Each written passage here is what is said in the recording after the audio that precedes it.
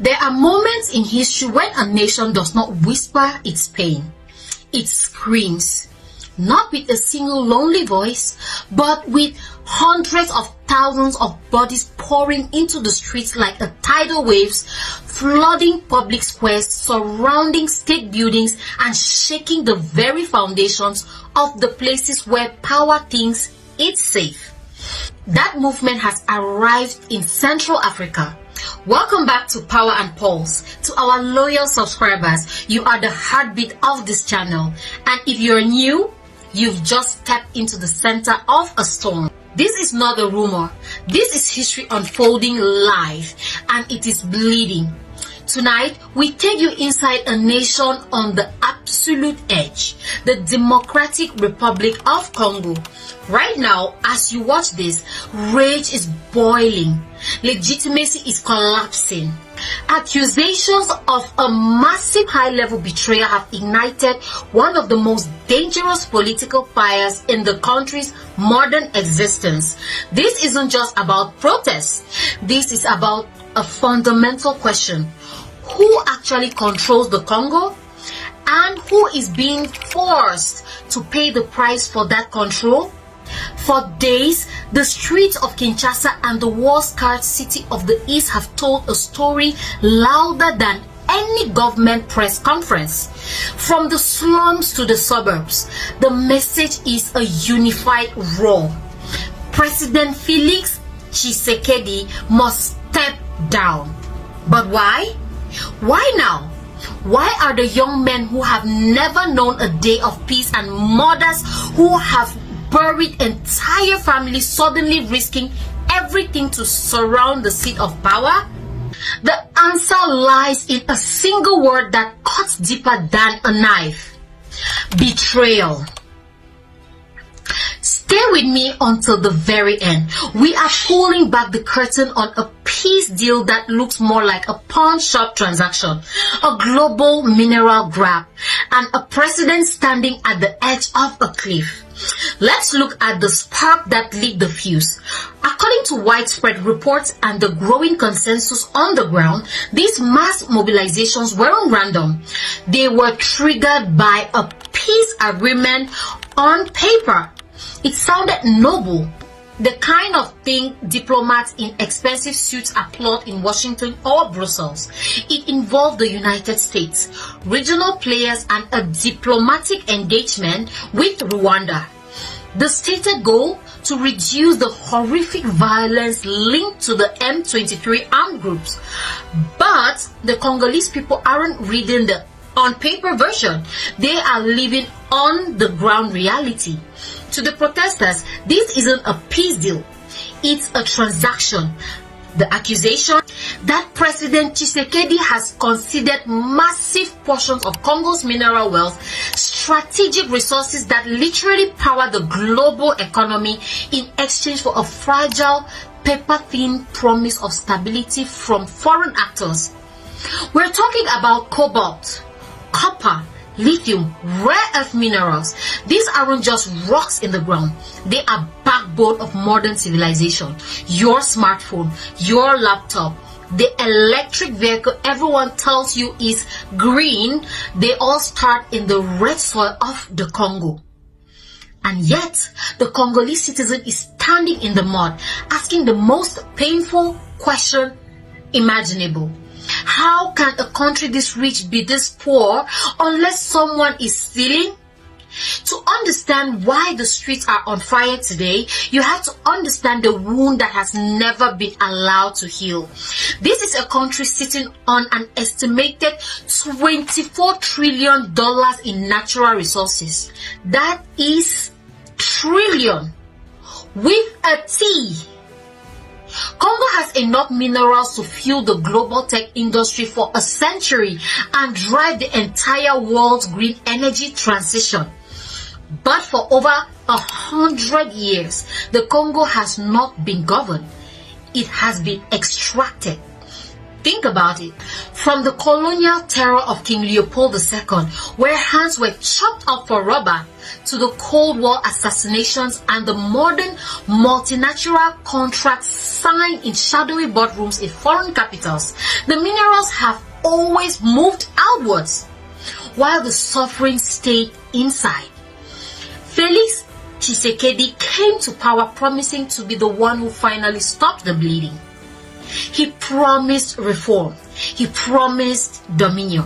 He promised that the Congolese people will finally sit at the table instead of being on the menu. But today, his legitimacy is under a scorched earth siege. Protesters are shouting that national assets are being traded away without public consent.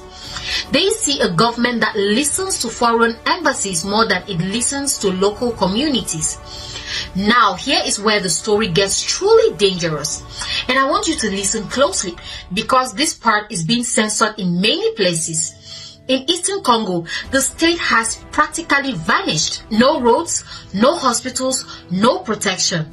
When the state disappears, power doesn't just go away, it mutates. We are now seeing a terrifying development. A pure desperation has started expressing sympathy for the M23 rebels. Let us be 100% clear. This is not an endorsement of an armed group. It is something much more haunting.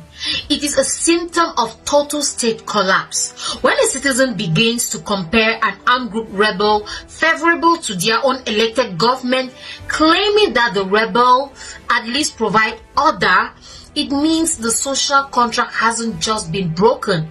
It has been shredded and burned. This reality terrifies the policymakers in Kinshasa because it signals that the moral authority of the government has evaporated. If the people no longer see the state as their protector, they will look for protection anywhere else, even in the arms of the enemy.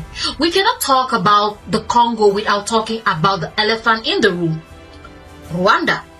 For years, Kinshasa has accused Kigali of backing the M23. The UN has released report after report pointing to the same conclusion. Rwanda denies it or reframes it as a security necessity. But regardless of the denials, the conflict is not military, it is economic. The instability in the east is a gold mine for those who profit from chaos, illegal mining, smuggling routes, proxy warfare. It's a war economy where the stakeholders are global. Enter the United States. Washington says its role is peace-oriented. They want to broker a deal, but the Congolese youth aren't buying the Peace Corps narrative. They see a US defense industry and a tech sector that is desperate for mineral access to compete with China. To the man on the street in Goma, this peace deal looks like a rebranded version of the same old story. The West secures the minerals, the neighbors secures the borders, and the Congolese people secure nothing. They get peace without dignity. They get stability without supremacy. But don't think for a second that this is just a Congo's problem. What we are seeing in the streets of Kinshasa is part of a massive continental shift.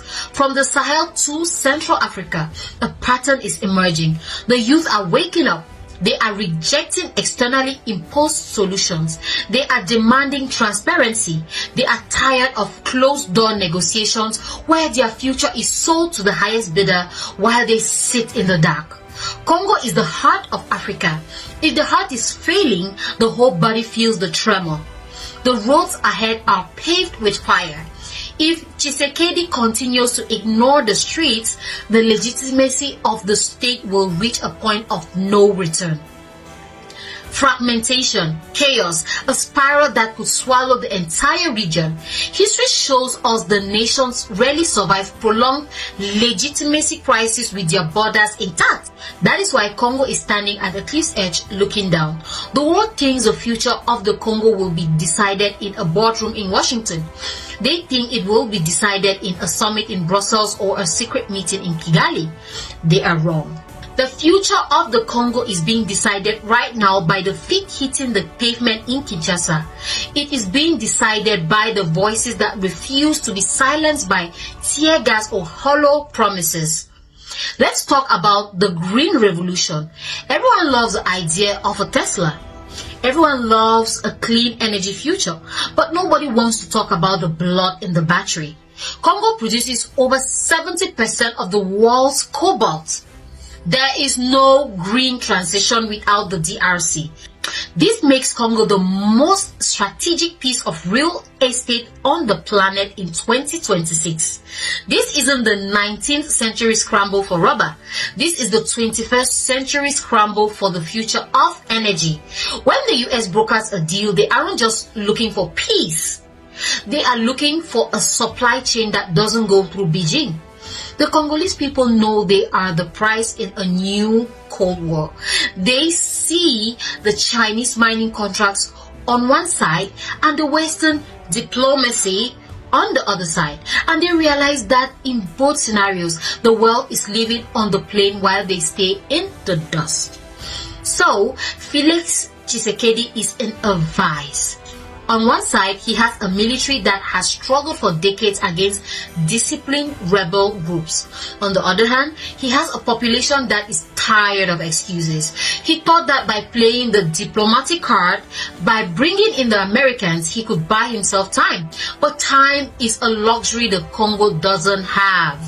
So every day that a deal is negotiated is another day that a child in the East doesn't go to school. Every memorandum of understanding signed in a 5-star hotel is another day of mining revenue that doesn't reach the national treasury. The protesters are calling him the salesman. They claim he is selling the house to pay for a lock on the door that doesn't even work. Look at the faces in the crowds. They are young. This is a generation that grew up with the internet. They can see how much a ton of cobalt sells for on the London Metal Exchange, and then they can look at their own empty pockets. You cannot lie to this generation anymore. You cannot tell them that development is coming while they watch trucks roll out of the mines 24/7. They are connected, they are angry, and they are organized. They aren't waiting for a savior. They are becoming their own. Their youth mobilization is the pulse we talked about. It's a rhythmic, undeniable force that is going to redefine Central African politics for the next 50 years. As we wrap up this deep dive, remember, the Congo is not broken. It is being used. The chaos is not an accident for some. It is a business model. But the business model is failing. The people are standing up. The foundations are shaking. And the world, whether it likes it or not, is finally going to have to listen to the roar of the Congo. This is Power and Pulse, where we don't soften the reality of Africa just to make the world feel comfortable. We report the pulse of the people, not the spin of the politicians. If you believe that Africa's resources should belong to Africa's children, if you believe that autonomy is not a suggestion but a right, then I need you to act. Like this video to push the story past the algorithms. Subscribe to Power and Pulse and hit that notification bell. Share this report, because silence is the greatest tool of the oppressor. Africa is no longer whispering. Africa is speaking, and it is speaking loudly. Are you listening? I am your host, Marie, and I will see you in the next one.